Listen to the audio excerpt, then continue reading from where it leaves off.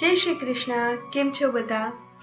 આજે પિતા ઉપર વાત કરવી છે કે એક પિતાનું આપણા જીવનમાં શું મહત્વ છે ને, કે કહેવાય ને કે માતા તો આપણો ભાર 9 મહિના પોતાના પેટમાં ઉપાડે છે, પણ પિતા કહેવાય ને કે ત્યારથી જ પોતાના મગજ ઉપર ભાર લઈને ફરે છે અને આજીવન કે જ્યારથી એને સમાચાર મળે કે પિતા બનવાના છે તો પોતાના આવનારા બાળકના ભવિષ્ય વિશેની ચિંતાઓ એના મગજમાં ચાલુ થઈ જાય છે કે હું મારા બાળકને આ સુવિધાઓ પૂરી પાડીશ, હું મારા બાળકને દુનિયાથી બચાવીને રાખીશ, હું એની પાસે કોઈ મુસીબત નહીં આવવા દઉં.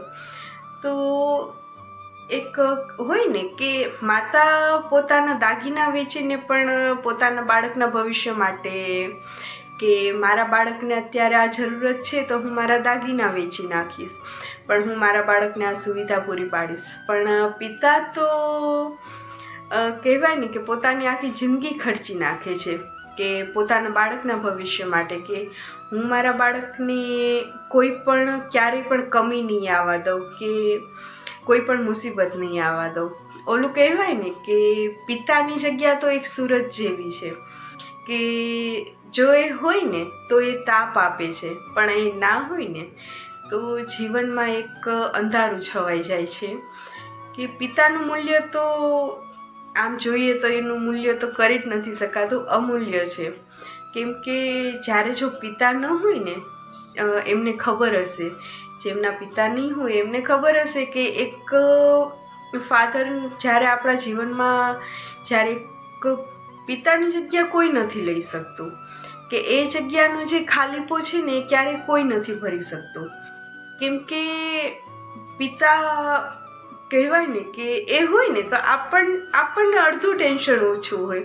ગમે એવી મુસીબત આવે પણ આપણને ખબર છે કે આપણા પપ્પા આપણી સાથે છે, આપણી દીવાર બનીને સાથે છે.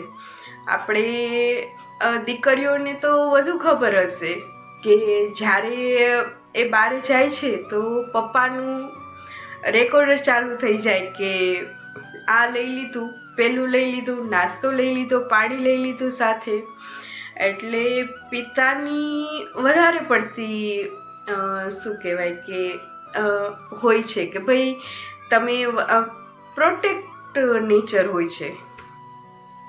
વારંવાર આવી બધી વાતો એ આપણને કહી અને યાદ કરાવે છે કે એમને આપણી કેટલી બધી ચિંતા છે.